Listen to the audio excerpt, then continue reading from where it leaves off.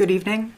My name is Erica Kirk. Charlie Kirk is my husband. തന്റെ എല്ലാമെല്ലാമായ ദൈവം ഈ ജീവിതത്തിൽ ദാനമായി തന്ന തന്റെ ജീവിത പങ്കാളി പാതി വഴിയിൽ തനിച്ചാക്കി പോകേണ്ടി വന്ന സന്ദർഭത്തിലും ദൈവത്തെ തെല്ലും പഴിക്കാതെ തന്റെ ജീവിതത്തിൽ ദൈവമറിയാതെ ഒന്നും സംഭവിക്കില്ല എന്നും തന്റെ എല്ലാമെല്ലാമായ ചാർലി കർത്താവിന്റെ കരത്തിൽ വിശ്രമിക്കുകയാണെന്നുമുള്ള വിശ്വാസത്തിന്റെ ഏറ്റവും വലിയ സാക്ഷ്യം അവൾ ഈ ലോകത്തോട് വിളിച്ചു പറഞ്ഞു. തന്റെ ഭർത്താവ് സ്ഥിരമിരുന്ന് യുവജനങ്ങളോട് സംസാരിക്കുന്ന ഇരിപ്പിടത്തിന് അരികിൽ നിന്നുകൊണ്ട് ലോകത്തോട് അവൾ സംസാരിക്കുമ്പോൾ പരിശുദ്ധ അമ്മയുടെ സാന്നിധ്യം പേറുന്ന ഒരു ജപമാലയും കയ്യിൽ വഹിച്ചിരുന്നു.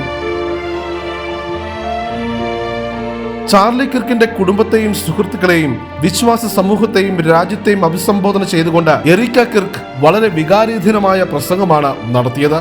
ചാർലി തന്റെ ഭർത്താവ് മാത്രമല്ല, തന്റെ ഏറ്റവും നല്ല സുഹൃത്തും തന്റെ ആത്മാവിന്റെ പങ്കാളിയുമായിരുന്നുവെന്നാണ് അവൾ ആദ്യം തന്നെ പറഞ്ഞത്. ചാർലിയുടെ ദൈവവിശ്വാസം, ധൈര്യം, സത്യത്തിനായുള്ള പോരാട്ടം, അദ്ദേഹം ഒരിക്കലും ജനപ്രീതി തേടിയിട്ടില്ല.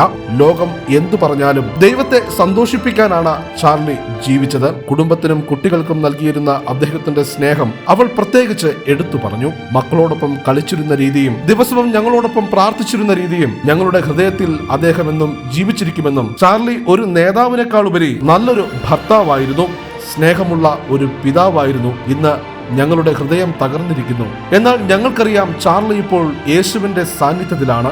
യേശുവിന്റെ കൈകളിൽ ചാർലി വിശ്രമിക്കുകയാണെന്നും എറിക്ക കണ്ണുനീരോടെ പറയുന്നു.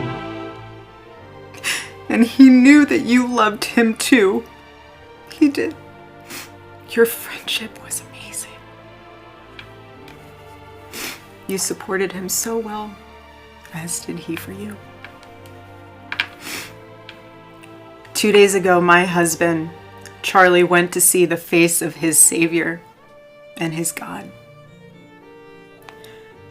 Charlie always said that when he was gone, he wanted to be remembered for his courage and for his faith. And one of the final conversations that he had on this earth, my husband witnessed for his Lord and Savior, Jesus Christ. Now and for all eternity, he will stand at his Savior's side.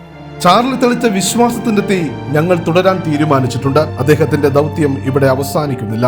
ദയവായി ഞങ്ങളുടെ കുടുംബത്തിനായി പ്രാർത്ഥിക്കൂ എന്നും Erica അഭ്യർത്ഥിക്കുന്നു. ചാർലിയുടെ പാരമ്പര്യം രാഷ്ട്രീയത്തിലും സംഘടനകളിലും മാത്രമായിരുന്നില്ല. ആയിരക്കണക്കിന് മനുഷ്യരെ ക്രിസ്തുവിലേക്ക് കൊണ്ടുവന്ന വിശ്വാസമാണ് അവന്റേത്. അതാണ് അദ്ദേഹത്തിന്റെ ഏറ്റവും വലിയ വിജയം. അതിനായി തന്നെയാണ് അദ്ദേഹം ജീവിച്ചതെന്നും എറിക്ക പറഞ്ഞു നിർത്തുന്നു.